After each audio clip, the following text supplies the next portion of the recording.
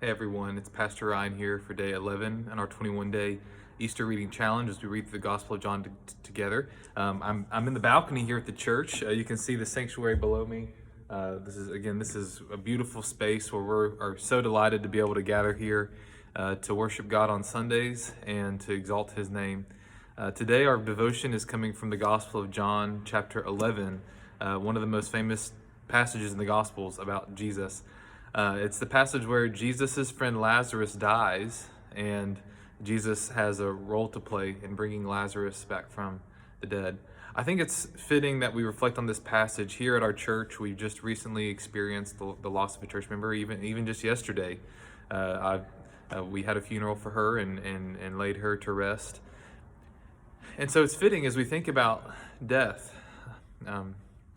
We are confronted with it. And in the picture of Jesus that we have in John 11, as he's confronted with his friend's death, and not just the death itself, but the response of everyone else to it. It's really a striking place where we see the full humanity and divinity of Jesus on display. Who having the ability to heal people from their illnesses, when hearing of a friend who's sick, would wait 2 days.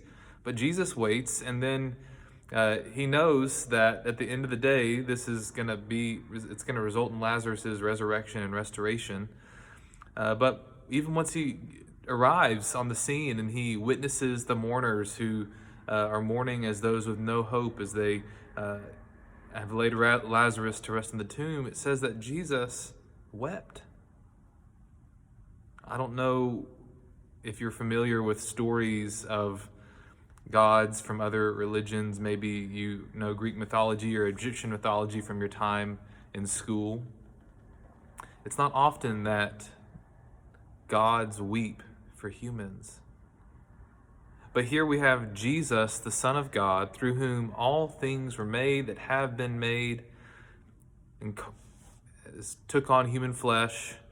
And as he considers those whom he loves, we see him weeping, identifying with us in our weakness, having empathy with us. And it's in the midst of this that Jesus does something amazing. He says, as he's talking with Lazarus' sisters, Martha and Mary, they both are aware that if he'd shown up sooner, then he could have done something to stop this death. But what Jesus reminds them of, and he says this in John 11:25, he says, "I am the resurrection and the life. Whoever believes in me, though he dies, yet shall he live." And then he asks them a very important question. Do you believe this?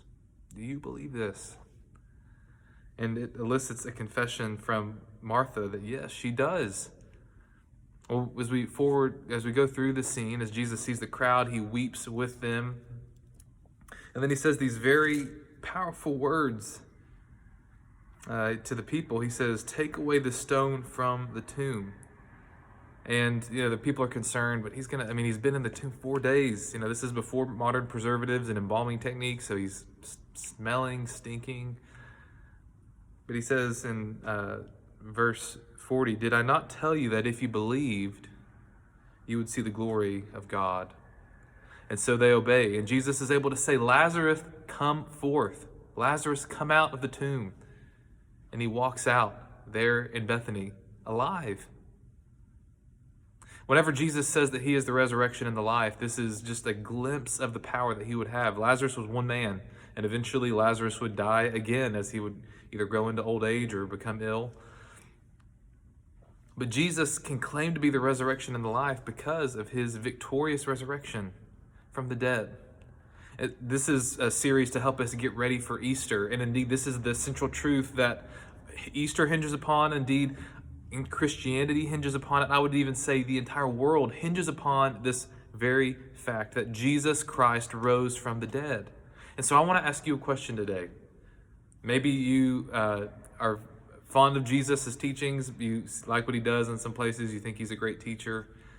Maybe you hope that he'll work a miracle in your life at times, depending on what you're experiencing. But the question that I want to ask you is, do you believe?